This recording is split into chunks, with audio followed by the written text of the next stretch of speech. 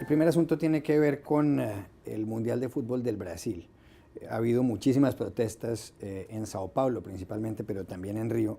Por una parte, por el movimiento de los trabajadores sin techo, que dicen que es el colmo que haya inversiones de 11.000 millones de dólares, calculan algunos, para llevar a cabo esta competencia del fútbol mundial, mientras que muchísimas personas no tienen dónde vivir ni qué comer y están sumidas en la pobreza.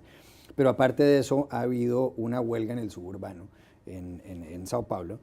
Ha habido atascos o trancones monumentales de tráfico de kilómetros y kilómetros, y parece ser que en las últimas horas la presidenta Dilma Rousseff ha cedido a las pretensiones de los manifestantes. Hay elecciones el próximo mes de octubre presidenciales en el Brasil. Dilma Rousseff es una de las candidatas, va a buscar la reelección. Usted acaba de llegar de Brasil hace muy pocos días. ¿Será que le torcieron el brazo los manifestantes a Dilma Rousseff y que ella no tiene más remedio que ceder para salvar el Mundial de Fútbol? Sí, creo que es una apuesta que doña Dilma no va a querer jugarse, llegar al jueves o este fin de semana y ver que estas protestas no han sido aplacadas o que los trabajadores, viendo que ya el balón rueda, se fueron simplemente a las casas a ver los partidos. Ciertamente hemos visto cada vez más una actitud más complaciente del gobierno hacia estas protestas. Vimos hace unas semanas cómo el gobierno accedió a un aumento del 15% para la Policía Federal, que amenazaba con una huelga durante la Copa, lo cual hubiera sido una tragedia no tener policías en las calles.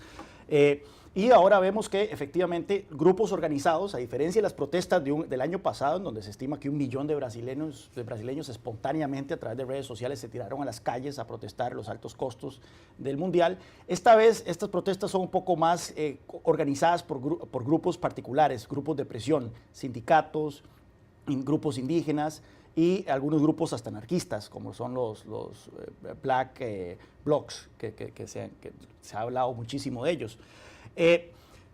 Así que es más fácil, por una parte, negociar con grupos particulares por parte de la presidenta y ceder en ciertas demandas, pero por otra parte, estos grupos particulares pueden generar muchísimo caos, como estamos viendo, especialmente si logran parar los sistemas de transporte público, que ya de por sí son muy deficientes en Brasil. Así que efectivamente la presidenta no puede jugarse los chances, más teniendo una reelección en octubre y viendo que su popularidad es cada vez más endeble y que cada vez se habla más de que existe un riesgo mayor de que ella no sea reelecta en octubre. Vicente, ¿tienen razón los manifestantes o tiene razón Dilma Rousseff? ¿Se están aprovechando los manifestantes de que llega el Mundial dentro de 48 horas? Sin duda el Mundial es un escenario, un escaparate fantástico para manifestar reivindicaciones y para poner encima de la mesa cuestiones que seguramente en otro momento pasarían desapercibidas. Pero yo creo que no deberíamos incurrir en el error de interpretar estas protestas como algo coyuntural. Yo creo que son un síntoma de algo que está cambiando en Brasil. Es imposible sacar a 80 millones de brasileños de la pobreza, es imposible que aumente la clase media y que la ciudadanía no se sienta cada vez más parte y por lo tanto más exigente con el gobierno. Si tú tienes 80 millones de ciudadanos en la pobreza, son 80 millones que ni se manifiestan, están en la marginalidad, no tienen cauces, no tienen conciencia social y por lo tanto viven al margen. Pero cuando tú empiezas a tomar medidas que ayudan a que mucha de esa gente salga de esa pobreza, vas a tener una ciudadanía cada día más exigente, mucho más reivindicativa y que va a plantear más demandas al gobierno porque se sienten ciudadanos.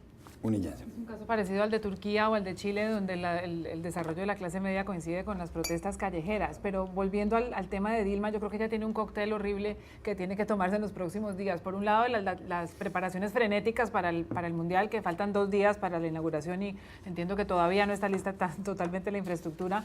Por otro lado, la lupa de los periodistas del mundo, que realmente, aparte de cubrir los partidos de fútbol, van a cubrir la realidad, las protestas domésticas y ahora un ingrediente que está cobrando cada vez más fuerza y son las protestas contra la FIFA, que en cierta forma le ayudan a Dilma Rousseff. Ella en realidad podría beneficiarse de que la lupa se ponga sobre los villanos de la FIFA, sobre quienes han aparecido una cantidad de nuevas acusaciones, incluso por parte de los patrocinadores, Adidas, Coca-Cola, están cuestionando las actitudes de la FIFA. Ella ha logrado guardar distancia. Se supo que hoy decidió no asistir a la inauguración por parte de la Asamblea de la FIFA, que ha tomado la decisión de no pronunciarse ante los brasileños en el partido inaugural. Entonces esa distancia que ella está tomando de la FIFA quizás políticamente le ayude, porque que la carga y la culpa de toda la presión que ha puesto la FIFA sobre Brasil de pronto es un elemento de distracción.